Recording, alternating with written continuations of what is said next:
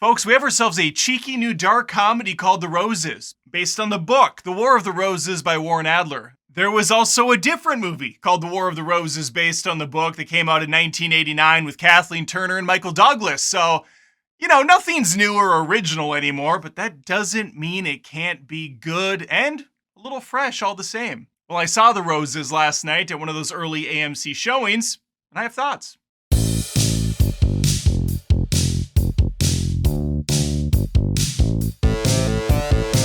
Now, before I tell you whether or not this new film is going to put you to sleep, or if you should wake up and smell the flowers, make sure to subscribe to Adam Does Movies on YouTube, Spotify, and Apple Podcasts. That way you won't miss a single movie review in the future, and I would appreciate it. You're just making me madder! Okay, what we have here is an R-rated, hour and 45-minute film starring Benedict Cumberbatch and Olivia Colman. She's Ivy, he's Theo, they're the Roses, they have 2 kids, and it turns out they hate each other. After years of a very successful marriage, something snaps in both of them and the gloves are off. As we watch this once passionate married couple fall into shambles over the pettiest of shit. This film does a great job pointing out all the silly fights that couples get into, the little nuance, the dumb little shit that adds up over time, causing a tinderbox to form in the marriage. It's always fun to see some SNL alums show up. Here we have Kate McKinnon and Andy Samberg.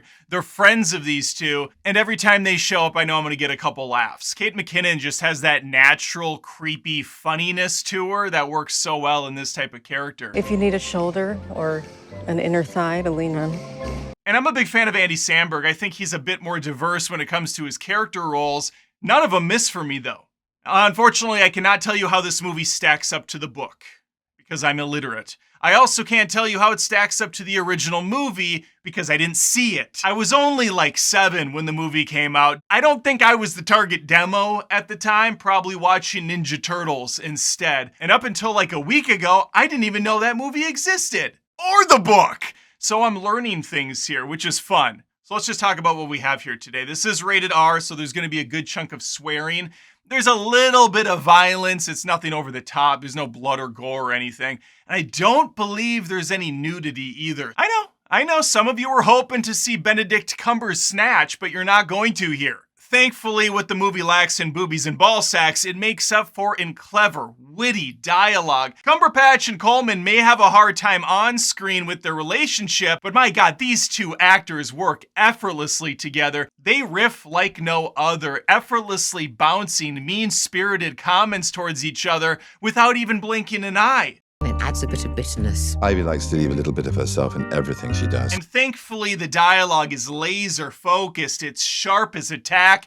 No, they're not calling each other poopy face. They hurl some great zingers at each other. The story is straightforward and pretty standard for a relationship type of comedy. You have a couple. One's at home, the other's off working. Bad shit happens, forcing them to switch positions. Now the father's at home, the mother's bringing in the cash money, and she's getting some adoration and fame.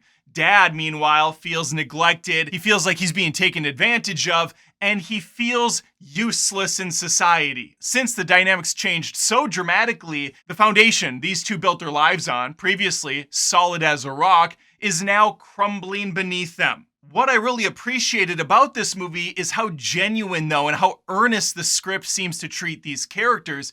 They aren't just cartoons, flipping back and forth from happy to sad instantaneously. This is a slow unveil over time. In fact, the whole war thing might put a couple people off because it really doesn't happen until later in the game. Like, the final act of the game. It's a bit akin to a Home Alone film. You don't start throwing paint buckets at people right away. You gotta wait for the sticky bandits to make it to the house at the end before you break their nose. Otherwise, these guys are already in the morgue 45 minutes into the movie and what's left to watch. As fun as the war stuff can be, you see a lot of it in the trailer via montage, I actually found myself enjoying these two together, working as a team and successfully building up their relationship and the family dynamic. Because even the Roses as a happily married couple are still a delight to watch due to the clever dialogue, the fun exchanges, and just the banter and chemistry they have together.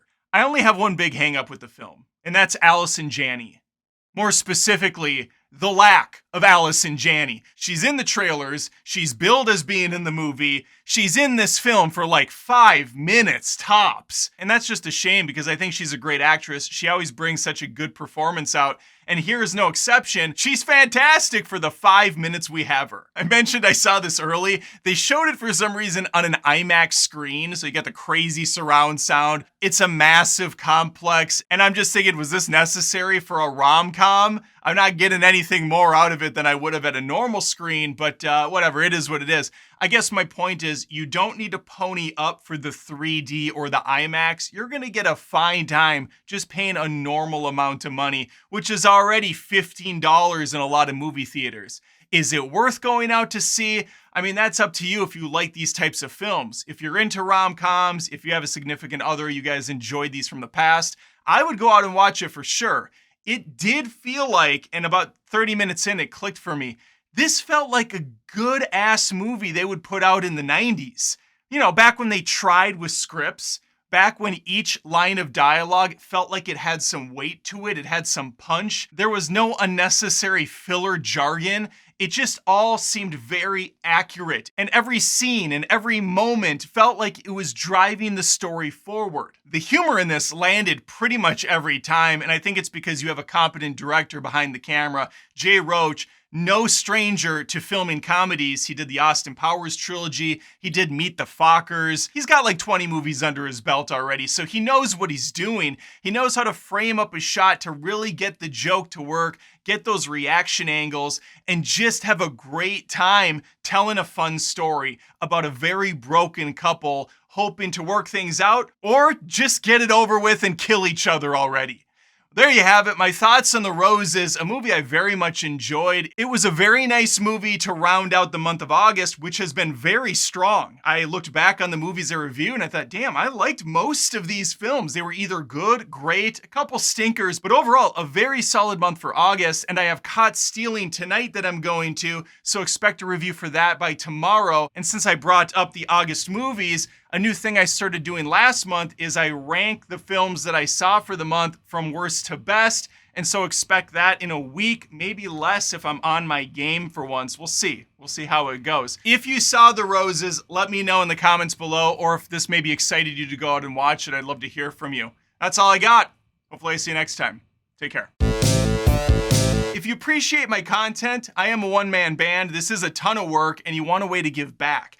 Head on over to patreon.com/AdamDoesMovies. There's tons of exclusive perks over there. Look at these awesome supporters so far. There's some of the best people on this planet, and you could be one of them. You could be right there alongside, and I would appreciate it.